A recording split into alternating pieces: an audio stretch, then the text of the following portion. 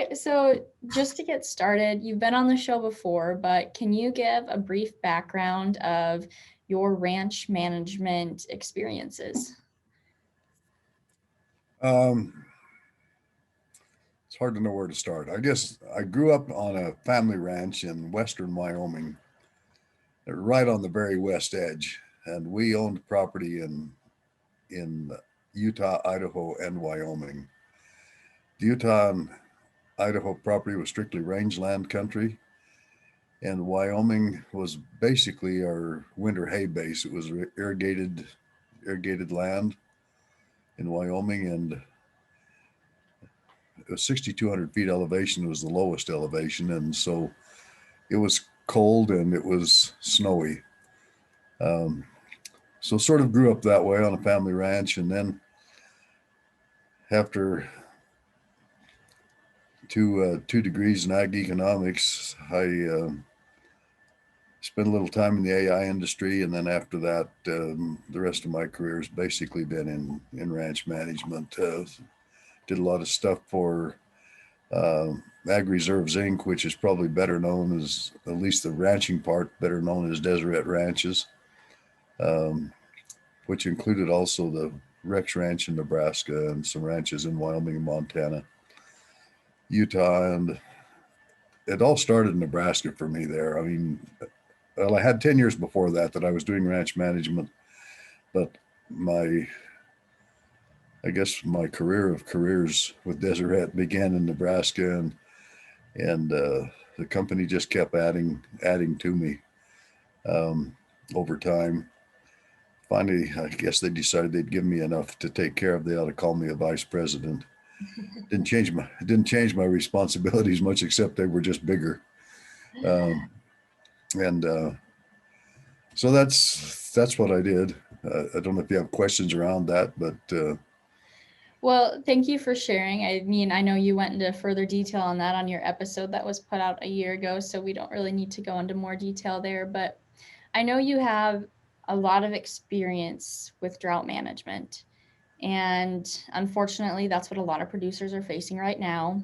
And it's too late to be proactive with it. But what are some options that they can do now since there's not enough grass? um, destocking, the quicker the better. I'm actually managing a couple of ranches in Wyoming, and we're caught right in the middle of that right now. Um,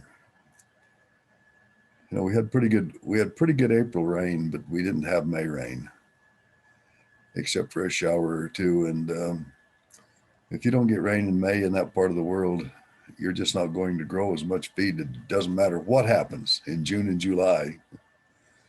You're not going to grow as much feed as you would have if you'd had good May rain. And so we're in the throes of,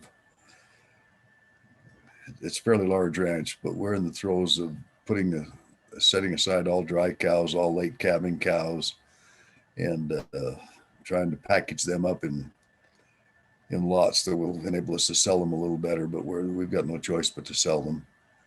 And so some of them are pretty good cattle too. They're just, instead of calving in April, they calved in May, or instead of calving in May when they were supposed to calve, they may be calving in June. And we just bought the ranch, and because some of the cows were May calvers, some of the cows were April calvers, some of them were May calvers. We're taking all the late calvers off of each of those groups, and they'll be up for sale. Um, but to me, the best drought management tool is to destock, and as soon as you recognize you're drier than normal, going to produce less feed than normal, begin to destock and have them prioritized. Know which ones are going to go first, and for most of us, it's going to be cows that we thought were going to calve, and then they either didn't because they aborted, or they lost their calf at calving time, or one thing or another. So the dry cows go first. Then after that, in my mind, late calvers or older cows, cows with less time left in their lives for your ranch, um, or cows that just aren't quite as good. You know, you need to prioritize them according to your own desires, but prioritize. Know what group of cattle you can get next. And I like to have them set aside so I can go get them fairly easily. You know, put them in a market pasture so you can get rid of them. So But when take good care of them. They're your next cash flow, so take good care of them. You know, so you're not selling junk. Try to have them in pretty good shape if you can. well, thank you for that. So what would be, from an economic standpoint, what are the long-term and short-term impacts from the destocking option? Well, they're both negatives and positives. Naturally, destocking. Oftentimes, when you're to the point you need to destock, local market prices sometimes aren't as good, especially if you're trying to sell pairs or bred animals, um, because everybody else is in the same circumstances you are. They don't have feed either, and so that market sort of collapses now. That if it's just an open cow, she was going to be a cull anyway. And you're just trying to get them sold quicker. Um, that's not quite so bad. That market will hold up pretty good. But bred cows, late calving cows, cows with calves at side, they're just they're they're a little tougher because they've usually got to go a ways to find a market. So um, that's the downside. Is when you're caught there, it's usually kind of in a bad situation. And then after that, if you reduce numbers very much, you have to rebuild, and you have to rebuild with usually extra heifer retention or selling less females. I'm probably different than most ranchers. I expose an awful lot of heifers, calve a lot of heifers, and sell a lot of bred cows. Well, I'm not going to be able to sell as many bred cows now because I'm got to build the numbers back. But you have to wait till it rains again before you can do that. But still, you have to restock eventually, and so that's not always the funnest thing to do. And every animal you retain is an animal you can't sell. So that's some of the downside. Uh, the upside is maybe you clean up your herd a little bit. Maybe have a better herd on the other side than you have currently. So and then like I say, the quicker you begin to destock, the less you have to destock. Does that make sense? If you Yeah. start earlier, you don't have to get rid of as many. If you wait too long, you could end up having to get rid of a lot. Now, some people will try to buy feed, go out and pay what I call ridiculous prices to try to rent pasture. And I think feeding your way through a drought or trying to rent pasture in the midst of a drought is really a tough way. I think you're better off selling animals, putting the cash in the bank, work with your tax accountant to figure out how you can make that work. And usually there's some forgiveness in the tax system, but I don't remember all the ways that you can bank that cash and then buy cows back later on, or keep cows, which to keep more cows as you need to rebuild your numbers. Um, but anyway, that's the Okay. quicker the better though. Okay, so that's something that producers can do now, but on the more proactive side, you did mention that, at least in your area, if you don't get rain in May, that's the sign that you're going to have to start destocking for drought. Right. But what are some other proactive management practices that producers can implement?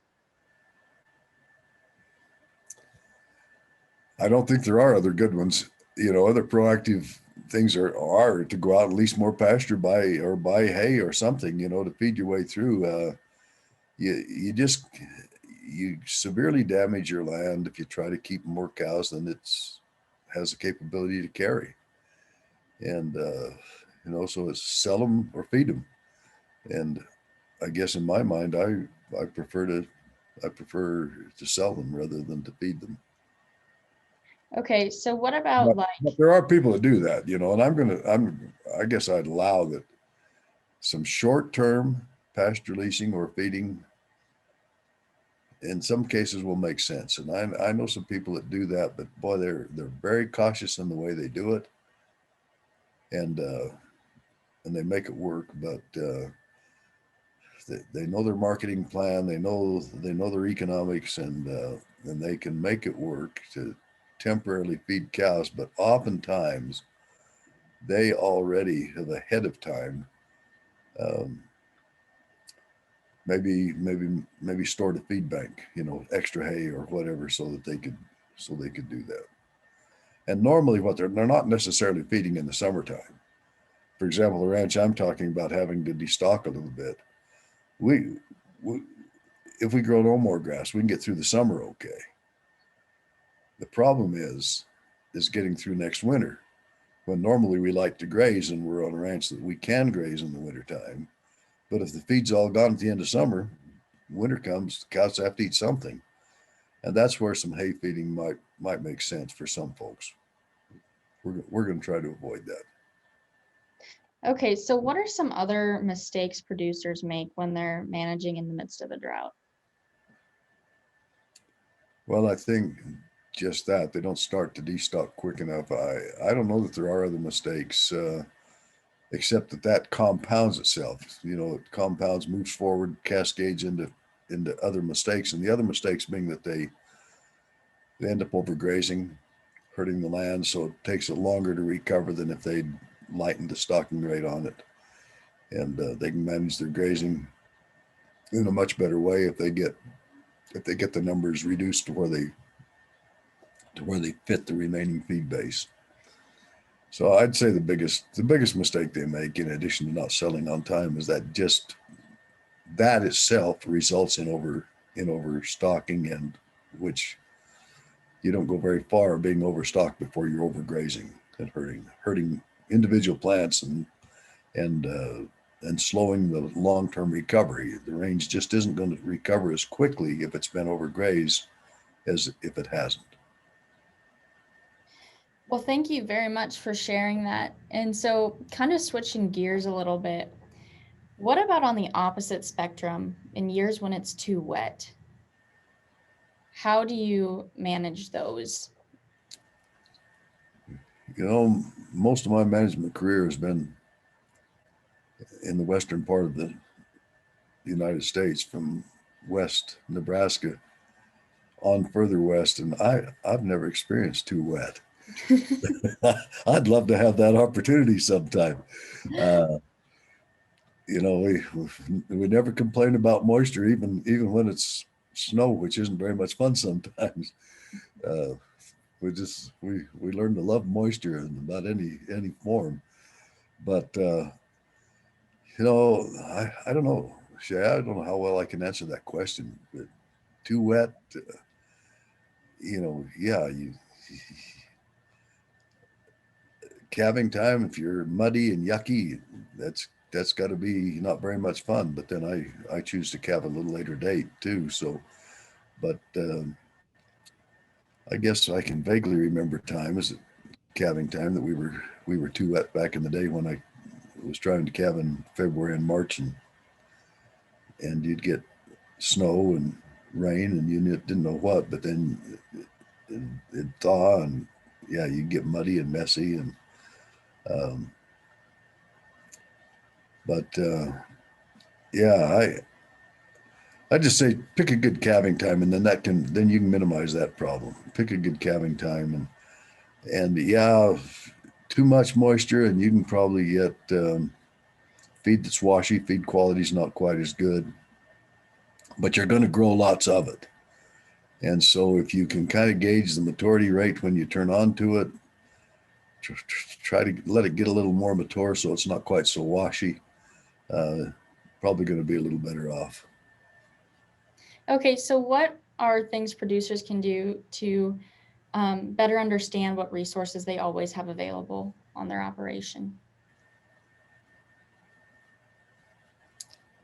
Just become a good observer. So you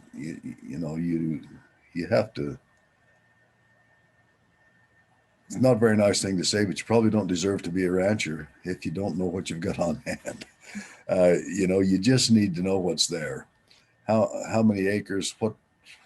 what the resource base is, how many irrigated acres, how many dryland acres, what do you harvest hay from, what do you not harvest hay from, and how much are you going to have this year? Just sort of have a way to observe and get a sense of what you have in terms of plant growth rates and those kind of things, so you can project forward. It's mainly observation and measurement, and actually there are a lot of measuring techniques to measure forage availability, but a person with a good eye and good experience at paying attention sees that almost as well as you can measure it. You probably need to make yourself some notes though.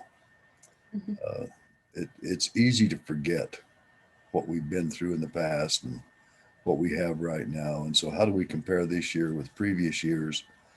We need to learn how to do that with some accuracy. Uh, how does this year compare with previous times? And are we better than? Are we poorer than? And by how much? Well, thank you very much. I mean, you answered all the main questions I had kind of right away and right off the bat. Is there anything else you'd like to add today? Oh, I don't know. Pray for rain. we sure need rain, and this drought is pretty big. It's covering a lot of the United States, particularly as we get west of, well, from Nebraska on west, and and going south. It's kind of the same area. The south and the southwest are dry. There are just a few areas that are kind of hovering around normal, but they're very few and very small. So it's a lot of drought. I I the one other thing I might add is that if there's a big sell down in cows, and I think there will be as a result of this, plus other things are causing that right now, and we come out the other side of this, prices are going to be pretty rosy. So select the group of cattle to sell and the group of cattle to keep that you can capitalize on the good prices that will be on the other side, because I think they will be there. I think you can count on that. And so I like to retain young animals that can stick around a while, because I think we're going to have good prices on the other side.